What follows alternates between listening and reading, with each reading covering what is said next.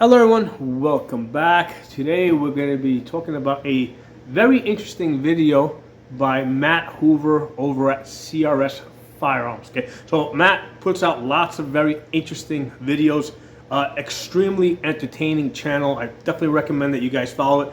And I'm going to put a link below in the description to this specific video that we're going to be talking about here today. So the subject of this video is with regards to a new rifle that the military was testing to replace the M4. Okay, so this rifle was the SIG XM-5/7. Okay, and the whole point of this rifle is that it was going to shoot armor-piercing ammunition. Okay, so this was specifically designed so that it would penetrate like Class 4 body armor. Okay. So the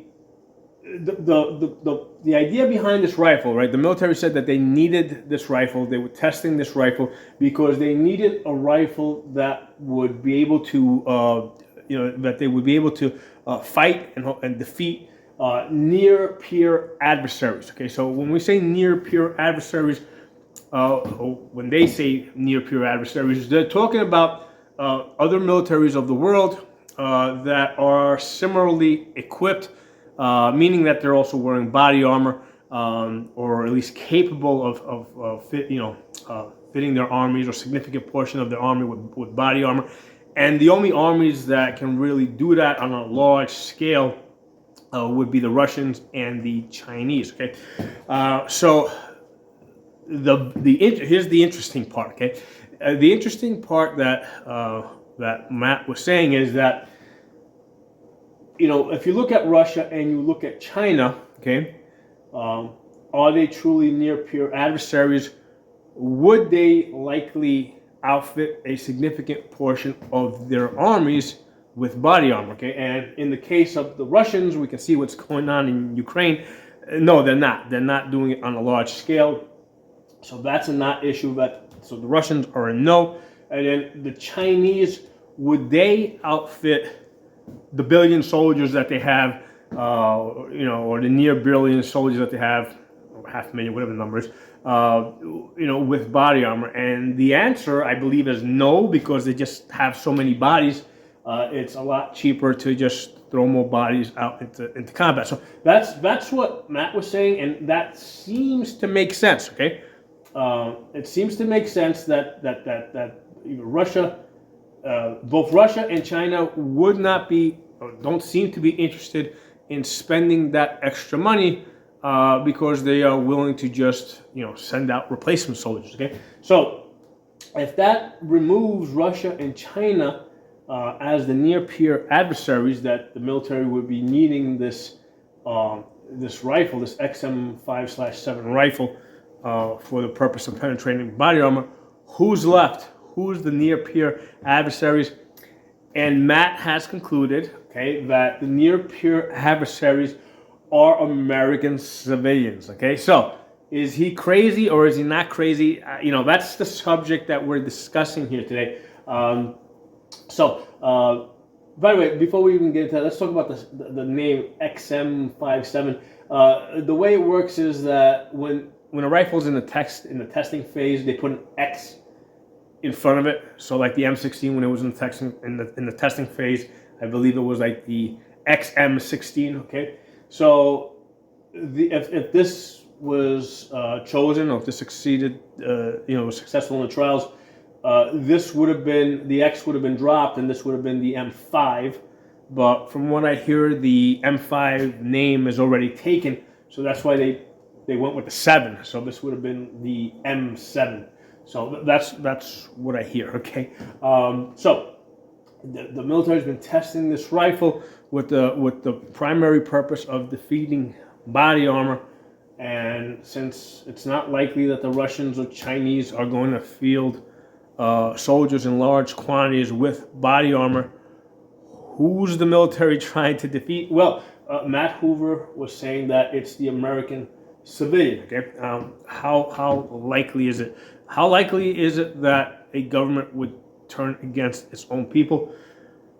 I don't know, but as you look at history, I'm talking like overall history. Okay, if you look at like go back to Roman times, go back to ancient Greek times, go back to Egyptian times, that it does seem that sooner or later a government does at some point turn against its own civilians. Okay, so just based on the historical trend over, I don't know, I guess the last 5,000 years of recorded history, the historical trend is at some point the government / military does turn against its own people. Okay, so we're just looking at history now. We're not saying that this government is planning to do that, right? But we're going to say that historically, that's what governments do. So the question to ask is, would this government be the exception? Okay, can you satisfy yourself that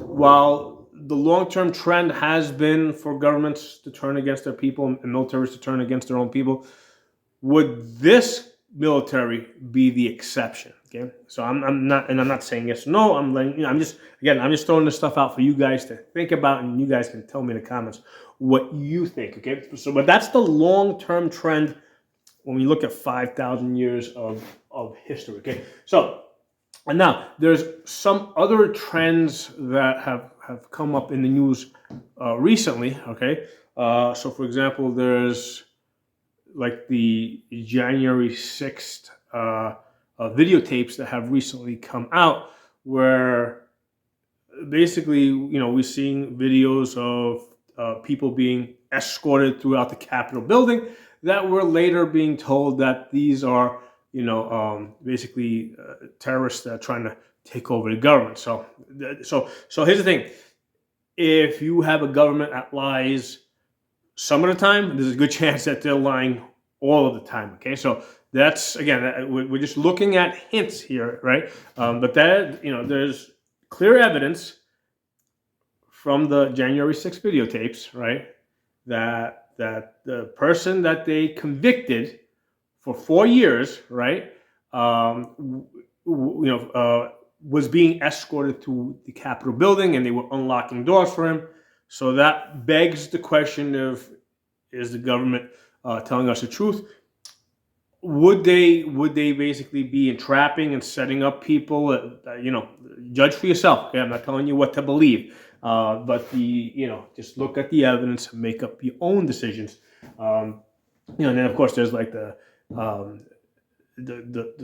Trump collusion hoax, and then there's the Flynn entrapment, and then there's the Governor Whitmer kidnapping plot that was also an FBI setup. So again, we're seeing trends here, right? We're seeing trends.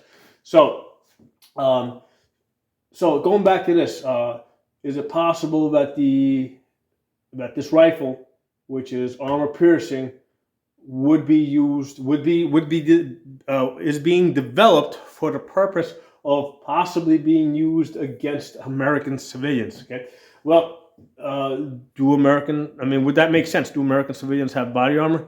Yes, they do. Okay, so Russians, Chinese, no body armor. American civilians, yes, we have body armor. That seems to be pointing in that direction. Okay, now within the American civilian population, there's generally two baskets, right? You got some guys that are just privately trained, right? That have been trained privately or self-trained or whatever, and then you have veterans. Okay, so you have these two baskets, and the interesting thing about the veterans is that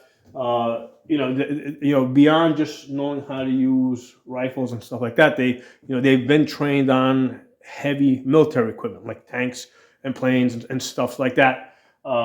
So you've got that aspect that the government is potentially considering. Okay. So going on now. Now I did hear that this. First of all, I did hear that the military canceled this XM-5/7 program. Okay, so I hear that they canceled it. So again, now that starts to push us in the direction. Well, maybe we're wrong. Maybe that's not what the military was intending. Maybe they were truly intending for this to be used against the Russians.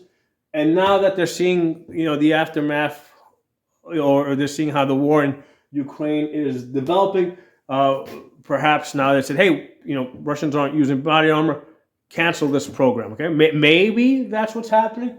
However, to offset that possibility, from what I hear, they are going to be purchasing a limited supply of the XM-7 or X7 or M7, right? Primarily to be used for special ops. Okay, so last I heard it was something like 20,000. So then that kind of opens up the door to, well, who are those rifles going to be used against, right? So here's the thing: anytime it's a heavier rifle. It's like, okay, if it's a better rifle, why not use it? Once you add like the armor piercing capability to it, basically you're using a bigger, heavier round. It makes the rifle heavier, basically. From my understanding is that this is a heavier rifle. So if you're going to be using a rifle that has an armor piercing capability, you're not going to be wanting using it unless you specifically need to be using it to penetrate armor. Okay, so this is a very special purpose type of rifle, because if you don't need that, then you just stick to an M4, which is a lot lighter. Okay. So now there's another argument that usually comes up. Again, now this is the argument no, it's silly that this would be intended to be used against American civilians, because if there was in fact an insurrection, okay, the military has tanks and planes and ships and missiles that they can use. They wouldn't need to be using that against American insurrectionists. Okay.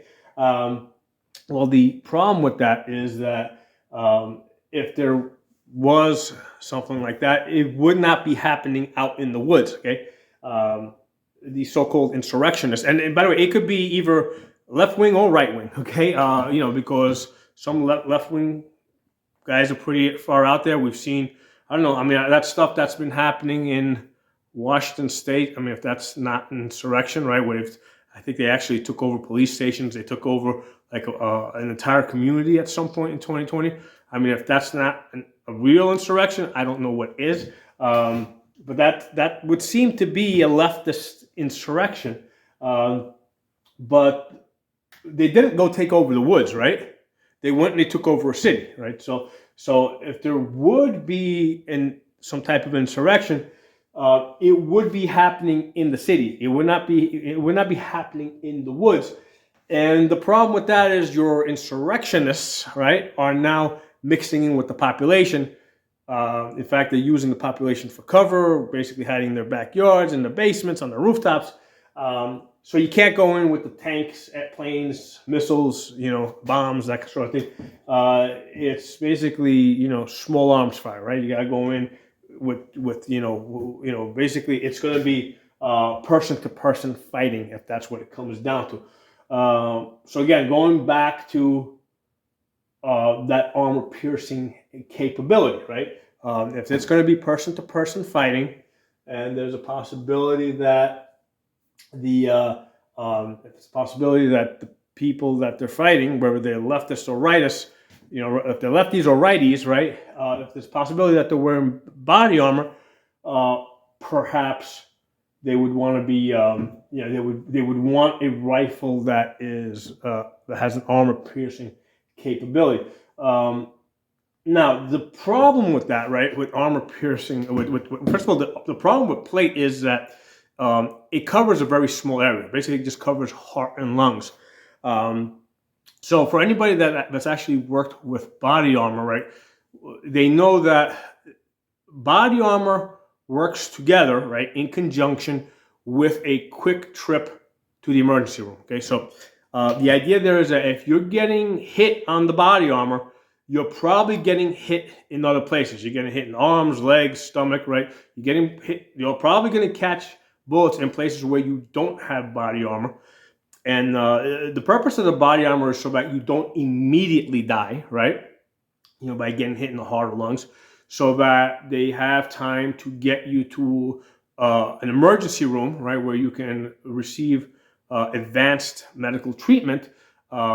So here's the thing: if you're an insurrectionist, right, be you a lefty or a righty, um, you're probably not going to have access to that emergency room. You're not going to have access to doctors. So the chances are that the body armor is not going to help you, right? Because even if it protects your heart and lungs, if you get hit in other places where it's very likely, right? If you find yourself in a bad situation where you're catching lots of bullets, you're probably going to catch more than one that hits you like center mass, right? You're probably going to catch a whole bunch of bullets that are going to hit you throughout the body. And the fact is that if you can't get to an emergency room, you're probably going to bleed out or you're going to get an infection. So in that case, right, the body armor is really not protecting you. All it's doing is making you a slower target. Okay, it's tiring you out. So it makes sense to drop the plate. Now you can still keep the plate carrier. I've done videos on this where it makes sense to have the carrier, because that's a good place to have extra magazines, right? It's a good place to have like a water bladder. The carrier itself is once you can pull the plates out of it, and now you have a tactical vest for carrying a lot of stuff. Because here's the thing: if you try to hang all the stuff on your belt, well, what happens is it gets really awkward. The belt starts pulling your pants down. So you don't want to hang too much stuff on your belt. Carrying things on your upper body is a much better way to carry extra magazines and stuff like that. So we're back to in an insurrection type of situation, right? Be it lefties or righties, they're going to quickly conclude that the plate is not helping them. Okay, it's slowing them down, making them an easier target. They're going to get rid of it. So now you're back to this rifle is not very useful. Okay, you're basically carrying an extra rifle. You're carrying a heavier rifle, not an extra. You're carrying a heavier rifle that is really not necessary. Okay, so I think that kind of brings us back to why I think the military concluded that they don't want to spend the money on this rifle. Okay, or the time in developing it, debugging it, because it would probably take at least 10 to 15 years to actually get it working right? Because if you think about how long it took them to get the M16 working correctly, it would probably take them about that long to debug that, because that's how the military is, right? If they really wanted to speed up the process, okay, what I would advise them is, sell it to the civilians first, right? Because we will probably get it debugged a lot faster. The proof in that is the magazines for the AR platform. Okay, the whole from the mid 1950s to 2000, the AR platform M16 M4 was very problematic, was prone to jamming. And the reason is because of the magazines, right? Those old aluminum magazines, you would drop them on their feed lips, and they would bend, and then they would cause failures to feed and that kind of stuff. And it wasn't until I think the assault weapons ban expired in like 2004, and then all of a sudden everybody wanted the rifle. Because remember, before the ban, not that many people were really interested in the rifle. It wasn't until after the ban was put in place that everybody now wanted it, because people tend to want things that they can't have. So after the ban expired, everybody was running out there to buy AR-15s, and they were like, well, this thing sucks. It keeps jamming up. And then the civilians are the ones that figured out the reason why this sucks is because the magazines are bad. Hey, manufacturers, make us better magazines. We'll pay for it. And that's when PMAG came along and gave us the PMAG, and then the Lancers and all these other magazines came along, and that made the AR platform a very reliable platform. But the debugging, right, was not done in the military sector. It was done in the civilian sector. So if the military wants to get good equipment, the correct way to do it is to let the civilians have it, right? Because we'll debug it, we'll get it working a lot faster than they will. Okay. So some interesting stuff. My thoughts on that. I think that's the reason why the military is dropping this XM-7 or project, is because it just doesn't make sense for them to invest that much time, effort, money into a rifle that's primarily designed to penetrate body armor, when the Russians and Chinese are not likely going to be using it. If there was an insurrection, okay, be it lefty or righty, if there was insurrection, it's not likely that the insurrectionists would be wearing the body armor either, because they're not going to have access to an emergency room, and it's just going to slow them down basically. So they're not going to want. They're going to, the way I see it, that they wouldn't be using the body armor, so it's kind of pointless. It's just extra weight. It's just a heavier rifle without really accomplishing anything. Okay. Now, as far as I mentioned this briefly, well, actually, let me backtrack. I said that if there was an insurrection, be it lefty or righty, it would most likely be in the city, right? That's where it would end up. Okay, it's not going to stay in the countryside. Even if it were to start in the countryside, it's not going to stay there, because in the countryside you're kind of open, you're kind of exposed. I mean, it's not like, like maybe 80 years ago you could hide in the woods. Okay, now with the thermal imaging and that kind of stuff, you can't hide in the woods.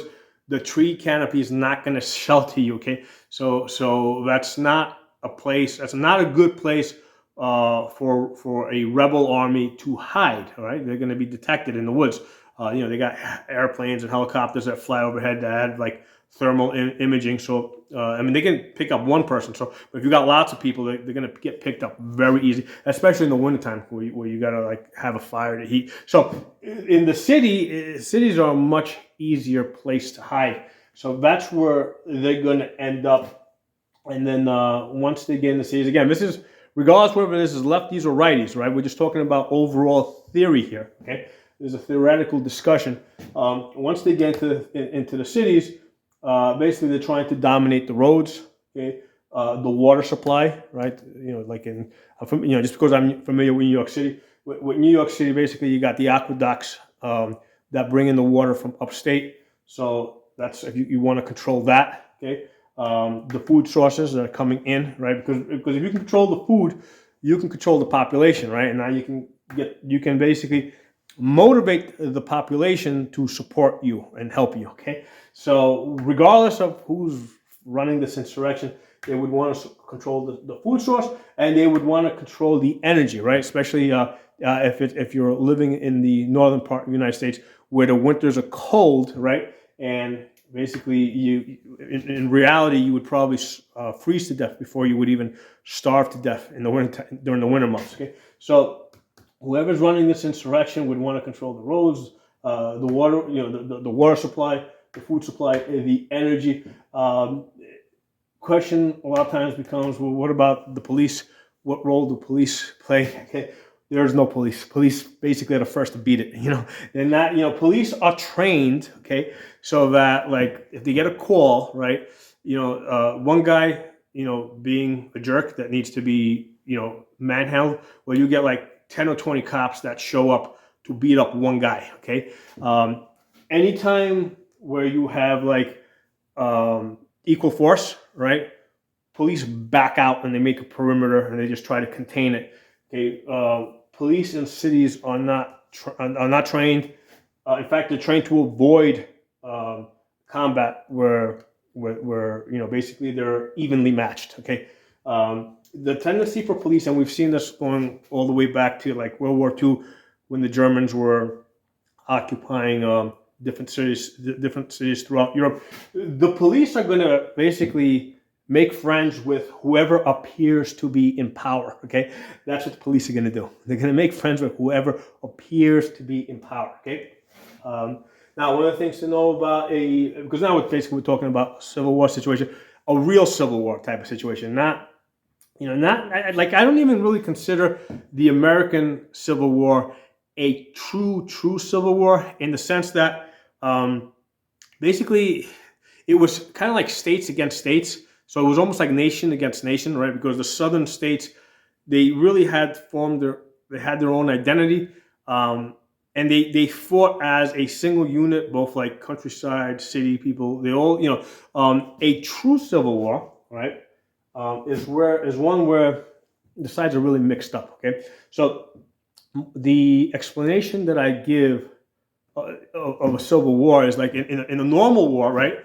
You have the soldiers of one side trying to kill the soldiers of the other side. Okay, that's your normal war. Okay, and that's kind of like what the American Civil War was. Okay, a true civil war. Okay, what that comes down to is I'm trying to kill your kids, you're trying to kill my kids. Okay, that is a true civil war. Okay, that's how. And I've talked to people around the world that have been involved in civil wars, and that's how brutal they are. Right? They're very personal.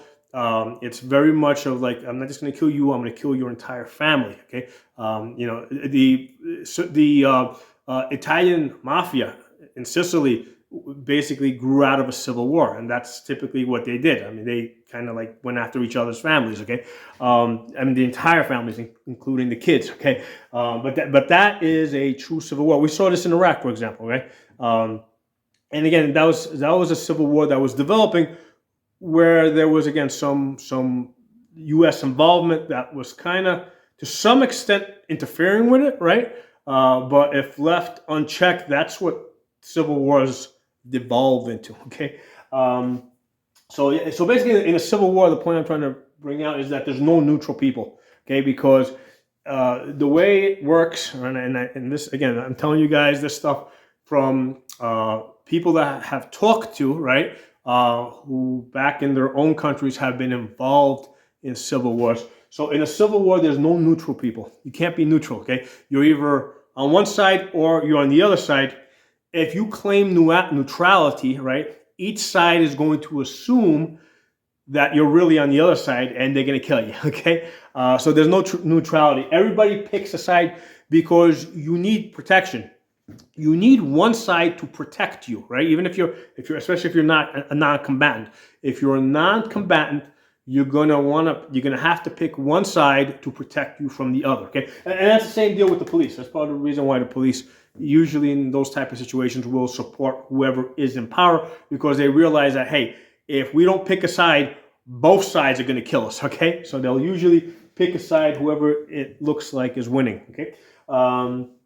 Now, the other thing that's worth mentioning is that in this type of a situation, a lot of people assume that an insurrection starts from like the people from the ground up, right? And that's not the case, right?